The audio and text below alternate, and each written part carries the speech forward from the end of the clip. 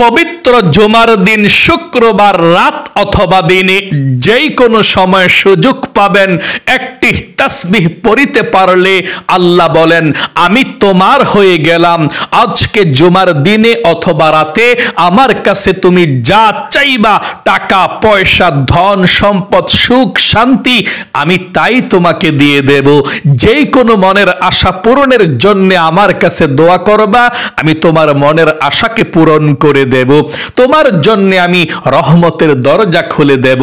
আল্লাহু আকবার। প্রিয় দিনী ভাই এবং মহিলা মা ও বোনেরা, পবিত্র জুমার দিন শুক্রবার রাতে অথবা দিনে যেই কোনো সময় সুযোগ পাবেন এই তাসবির আমলটি আপনি সঠিকভাবে যদি করতে পারেন, আল্লাহ সঙ্গে সঙ্গে বলে দেবে আমি তোমার হয়ে গেলাম। ও আমার বান্দা বান্দি, তুমি যা চাইবা আজকে তোমাকে তাই দিয়ে দেব। আল্লাহু আকবার।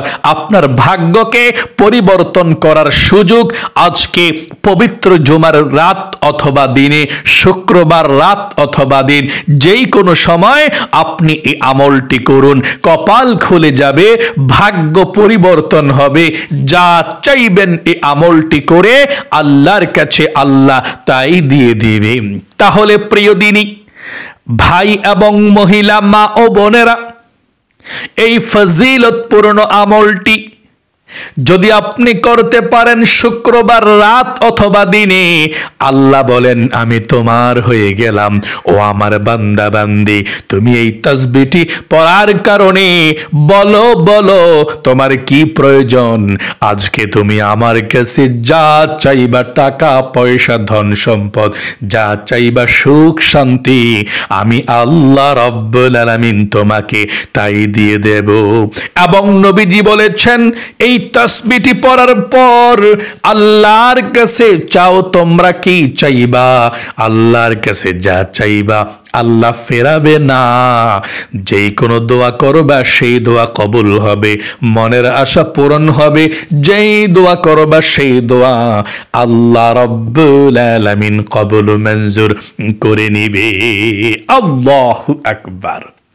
ও ভাই এবং মহিলা মা ও বোনেরা, পবিত্র জুমার দিন এবং রাত খুবই ফজিলতপূর্ণ এবং খুবই শক্তিশালী ফজিলতপূর্ণ দিন এবং রাত। জুমার দিন এমন দিন আল্লাহর নবীজি বলেছেন এই দিন অথবা রাতে আমল করলে আল্লাহ রাব্বুল আলামিনের রহমতের দরজা খোলা থাকে আসমানের, সরাসরি আল্লাহ রাব্বুল আলামিনের কাছে আল্লাহ পৌঁছিয়ে দেয়। আল্লাহু আকবার। এই জুমার দিন অথবা রাত এমন শক্তিশালী, আল্লাহর কাছে এমন ফজিলতপূর্ণ, নবীজি বলেছেন দুই ঈদের দিন বৎসরের মধ্যে যেমন সম্মানিত, আল্লাহর কাছে প্রিয় দামি, ঠিক তেমনই দামি হচ্ছে সপ্তাহের মধ্যে শুক্রবার, ফজিলতপূর্ণ দিন ঈদের দিনের মতো সম্মানিত। আল্লাহু আকবার। পবিত্র জুমার দিনের নাম কোরআনুল কারীমের মধ্যে একটি স্বতন্ত্র সূরাকে নাজিল করে দিয়েছেন সূরাতুল জুমআ। আল্লাহু আকবার। এত বেশি সম্মান আল্লাহ জুমার দিন শুক্রবারকে দিয়েছে। নবীজি বলেছেন কোন মুমিন মুসলমান যদি জুমার দিন অথবা রাত মৃত্যুবরণ করে তার কবরের মধ্যে আযাব হয় না, সে ব্যক্তি জান্নাতি।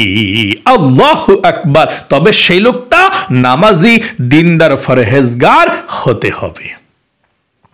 তাহলে শুক্রবারের অনেক ফজিলত, আমি আমলটির কথা বলে দেব, সুন্দর করে তাসবিহটি পাঠ করবেন ইনশাআল্লাহ। একেবারে সহজভাবে বলে দেব, মনোযোগ সহকারে শুনুন।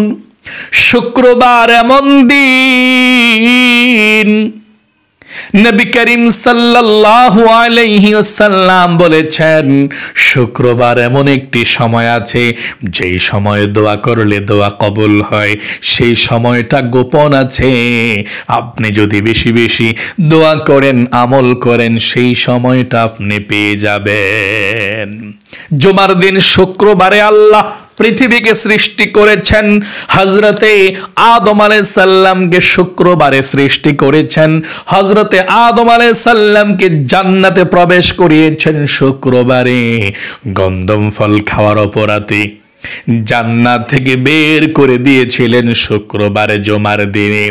৩৫০ বছর পর্যন্ত কান্না করেছেন আল্লাহর কাছে এবং এই দোয়াটি পড়ে ক্ষমা চেয়েছেন। আমার সঙ্গে পড়ুন, রব্বানা যালামনা আনফুসানা ওয়া ইল্লাম তাগফির লানা ওয়া তারহামনা লানাকুনান্না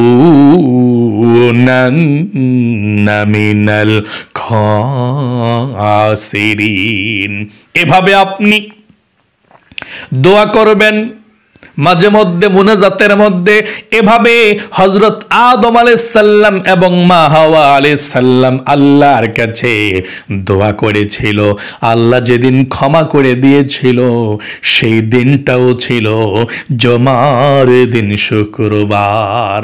আল্লাহু আকবার। তাহলে জুমার দিন শুক্রবার খুবই ফজিলতপূর্ণ, দোয়া কবুলের দিন, মনের আশা পূরণের দিন। আপনি এই আমলটি কখন কিভাবে করবেন শুনুন। এই আমলটি আপনি জুমার দিনে অথবা জুমার রাতে, মানে শুক্রবার রাতে অথবা দিনে যেই কোনো সময়ে করতে পারবেন। আমলটি করতে হলে আপনাকে সর্বপ্রথম সুন্দর করে ওযু করতে হবে। আপনি পবিত্রতা অর্জনের জন্য সুন্দরভাবে ওযু করবেন। আল্লাহর নবী যেভাবে ওযু করেছিল ঠিক সেভাবে ওযু করবেন। নবীজি বলেছেন, ওযু করার শুরুতে যদি কেউ বিসমিল্লাহ পাঠ না করে তার ওযুটা হয় না, পরিপূর্ণ হয় না। তাহলে আপনাকে ওযু করার শুরুতে পাঠ করতে হবে। আমার সঙ্গে পড়ুন, বিসমিল্লাহির রহমানির রহিম। তারপরে আপনি ওযুটা সুন্দরভাবে করবেন। ওযু করার পরে নবীজি বলেছেন একবার কালেমায়ে শাহাদাত পাঠ করবেন। ওযু করার পরে কালেমায়ে শাহাদাত যদি পাঠ করতে পারেন, আপনার জন্য আল্লাহ ৮ জান্নাতের দরজা খুলে দিবে। আপনি ৮ জান্নাতের দরজা দিয়ে যেই কোনো জান্নাতের দরজা দিয়ে যেই কোনো জান্নাতের মধ্যে প্রবেশ করতে পারবেন। সকলে বলি সুবহানাল্লাহ। তাহলে ওযু করার পরে নবীজির শিখানো ছোট্ট এই কালেমায়ে শাহাদাতটা পাঠ করবেন। আমার সঙ্গে সঙ্গে একটিবার সহি শুদ্ধভাবে পাঠ করুন, আশহাদু আল্লাহ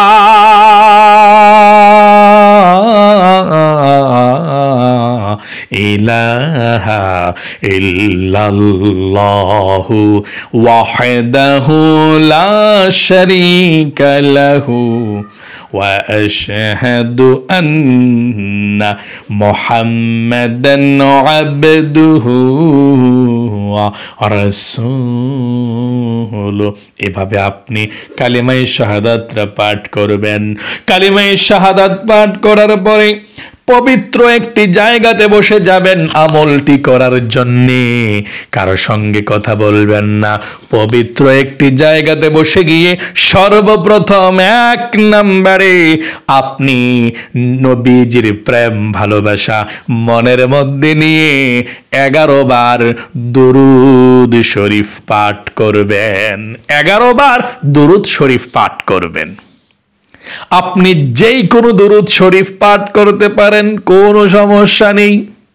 এই 11 বার দুরূদ শরীফ প্রথমে পাঠ করলে আপনার দোয়াটা সঙ্গে সঙ্গে আল্লাহর কাছে পৌঁছে যাবে এবং 110টা রহমত আল্লাহ আপনার উপরে নাজিল করবে এবং 110টা গুনাহকে আল্লাহ ক্ষমা করে দেবে এবং 110টা নেকি আল্লাহ আপনার আমলনামার মধ্যে লিখে দিবে এবং নবীজির রওজায় আপনার দুরুদের হাদিয়াটা ফেরেশতারা পৌঁছে দিবে এবং নবীজি আপনার দুরুদরা পেয়ে খুশি হয়ে যাবে এবং আপনার নাম ধরে আল্লাহ রাব্বুল আলামিনের কাছে রহমতের দোয়া করে দিবে।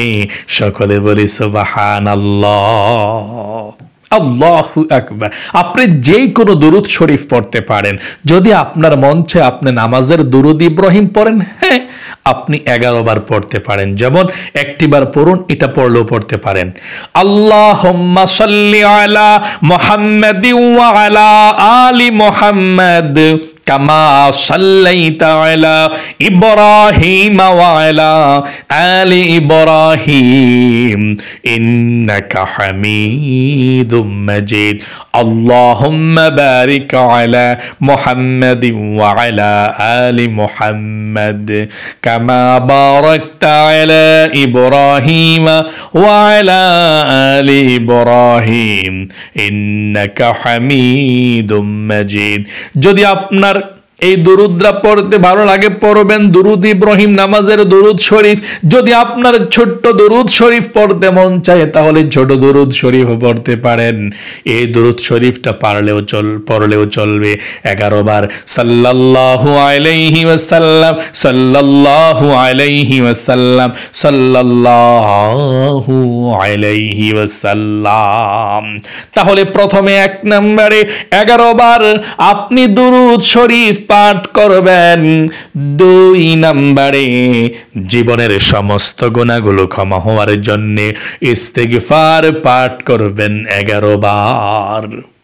আপনি 11 বার ইস্তিগফার পাঠ করবেন এবং প্রথমে আল্লাহর কাছে বলবেন, আল্লাহ জীবনে যত গুনাহ করেছি, ভুল করেছি, আর কখনো গুনাহ করব না, আর কখনো ভুল করব না। তারপর আপনি 11 বার এই ইস্তিগফারটি পাঠ করবেন। আমার সঙ্গে পড়ুন, আস্তাগফিরুল্লাহ ওয়া আতুবু ইলাইহি, আস্তাগফিরুল্লাহ ওয়া আতুবু ইলাইহি। এভাবে আপনি ইস্তিগফার পাঠ করবেন 11 বার। 3 নম্বরে আপনি এই ছোট্ট কালেমাটা 100 বার পাঠ করবেন। আল্লাহর নবীজি বলেছেন এই কালেমাটা পাঠ করলে আল্লাহর আরশে আজিমের মধ্যে নূরের খুঁটি হেলতে থাকে, দুলতে থাকে। আল্লাহ বলেন, নূরের খুঁটি কি হয়েছে, দুলদছিস কেন? নূরের খুঁটি বলে, আল্লাহ তোমার গুনাহগার বান্দা বান্দি জমিনের মধ্যে লা ইলাহা ইল্লাল্লাহ পাঠ করেছে তোমাকে না দেখে। আল্লাহ বলে, শিকার এসেছে তুমি ছাড়া কোনো মাবুদ নাই। ও আল্লাহ, আর এখনো পর্যন্ত তাদেরকে ক্ষমা করা হয় নাই, কিভাবে আমি স্থির হতে পারি? আল্লাহ বলেন, ও আমার নূরের খুঁটি, তারা কি আমাকে দেখেছে? না, আল্লাহ দেখে নাই। জান্নাত দেখেছে? না, দেখে নাই। জাহান্নাম দেখেছে? না, আল্লাহ দেখে নাই। নূরের খুঁটি সাক্ষী থাক, যেই বান্দা বান্দি আমাকে দেখে নাই, জান্নাত জাহান্নাম দেখে নাই, না দেখে বিশ্বাস করে লা ইলাহা ইল্লাল্লাহ পাঠ করেছে, আমার সেই গুনাহগার বান্দা বান্দির জীবনের যৌবনের গুনাহগুলো ক্ষমা করে দিলাম। সকলে বলি সুবহানাল্লাহ। তাহলে আপনি 100 বার লা ইলাহা ইল্লাল্লাহ, লা ইলাহা ইল্লাল্লাহ, লা ইলাহা ইল্লাল্লাহ এই কালেমাটা পাঠ করবেন 100 বার। 100 বার পড়ার পরে একবার পুরোটা কালেমা পড়বেন এভাবে, লা ইলাহা ইল্লাল্লাহু মুহাম্মাদুর রাসূলুল্লাহ সাল্লাল্লাহু আলাইহি ওয়াসাল্লাম। আপনি এভাবে পাঠ করবেন। 3 নম্বরে 100 বার কালেমায়ে তয়্যিবা, লা ইলাহা ইল্লাল্লাহ, লা ইলাহা ইল্লাল্লাহ, লা ইলাহা ইল্লাল্লাহ এভাবে আপনি পাঠ করবেন ইনশাআল্লাহ। 3 নম্বরে 100 বার লা ইলাহা ইল্লাল্লাহ পাঠ করবেন। 4 নম্বরে 41 বার এই নামটি আল্লাহর পাঠ করবেন। আল্লাহ রিজিক দিবে, ধন সম্পদ দিবে, অভাব অনটন দূর করে দিবে। 41 বার পড়বেন, ইয়া রাজ্জাকু ইয়া আল্লাহ, ইয়া রাজ্জাকু ইয়া আল্লাহ, ইয়া রাজ্জাকু ইয়া আল্লাহ, ইয়া রাজ্জাকু ইয়া আল্লাহ, ইয়া রাজ্জাকু ইয়া আল্লাহ। এই ছোট্ট দোয়াটি আপনি 41 বার পাঠ করবেন। 4 নম্বরে আল্লাহ রিজিক দিবে, ধন সম্পদের মধ্যে বরকত দিবে। 5 নম্বরে আপনি এই ছোট্ট দোয়াটি আবারও 41 বার পড়বেন। আল্লাহর এই নামটি, ইয়া যাল জালালি ওয়াল ইকরাম, ইয়া যাল জালালি ওয়াল ইকরাম, ইয়া যাল জালালি ওয়াল ইকরাম, ইয়া যাল জালালি ওয়াল ইকরাম। আপনি এই নামটি 41 বার পড়বেন 5 নম্বরে। 6 নম্বরে আবারও প্রথমের মতো দুরূদ শরীফ পাঠ করবেন 11 বার, যেমন সাল্লাল্লাহু আলাইহি ওয়াসাল্লাম। তারপরে আপনি আল্লাহর কাছে মুনাজাত করবেন আল্লাহুম্মা আমিন বলে। তারপর আপনি আল্লাহকে আবারও 3টি বার ডাক দিবেন এই নামটা পড়ে আল্লাহর, ইয়া যাল জালালি ওয়াল ইকরাম, ইয়া যাল জালালি ওয়াল ইকরাম। তারপর আল্লাহর কাছে আপনি জীবনের গুনাহগুলো ক্ষমা চাইবেন, মাপ চাইবেন। আল্লাহর কাছে আপনি বলবেন, আল্লাহ গো, কি জন্য আমলটি করেছি তোমার তো জানার বাকি নাই। ও আল্লাহ, আমার মনের নেক আশাগুলোকে তুমি পূরণ করে দাও, মনের ব্যথাগুলোকে দূর করে দাও, বিপদ আপদ বালা মুসিবত থেকে আল্লাহ তুমি হেফাজতে রাখো। সব দোয়া আল্লাহর কাছে করবেন। সর্বশেষ বলবেন, আল্লাহ নবীজির উসিলায় দোয়াকে কবুল করো, আমিন আমিন বিরহমাতিকা ইয়া আরহামার রাহিমিন। প্রিয় দিনী ভাই এবং মহিলা মা ও বোনেরা, আশা করি খুব সুন্দর করে আপনারা এই আমলটি আজকে শিখতে পেরেছেন, বুঝতে পেরেছেন। এই আমলটি শুক্রবার দিনে অথবা রাতে 1টি বার হলেও করুন। আল্লাহ আপনার ভাগ্যটাকে পরিবর্তন করে সুন্দর করে দেবে। এই দোয়াটি পাঠ করলে আল্লাহ বলেন, আমি তোমার হয়ে গেলাম, আজকে আমার কাছে যা চাইবা তাই পাইবা, যেই দোয়া করবা সেই দোয়া কবুল হবে, মনের আশা আমি আল্লাহ পূরণ করব। আল্লাহু আকবার। তাহলে প্রিয় দিনী ভাই এবং মহিলা মা ও বোনেরা, আল্লাহ আপনাদের সকলকে ভালো রাখুক, জীবনকে সুন্দর করুক, বিপদ আপদ দূর করুক, বালা মুসিবত দূর করুক। সকলে কমেন্ট বক্সের মধ্যে লিখবেন আমিন এবং ভিডিওতে একটি লাইক দিবেন। যারা কমেন্ট বক্সের মধ্যে আমিন লিখেছেন, ভিডিওতে একটি লাইক দিয়েছেন, আল্লাহ তাদেরকে তুমি কবুল করো, মঞ্জুর করো, জীবনে একবার হলেও মক্কা মদিনায় নাও, আমিন। আজ এ পর্যন্তই, আবারও অন্য কোনো ভিডিওতে দেখা হবে ইনশাআল্লাহ। সেই পর্যন্ত আপনাদের সকলের সুস্বাস্থ্য আল্লাহর কাছে কামনা করে আজ এখানে বিদায় নিচ্ছি। আসসালামু আলাইকুম ওয়া রাহমাতুল্লাহি ওয়া বারাকাতুহু।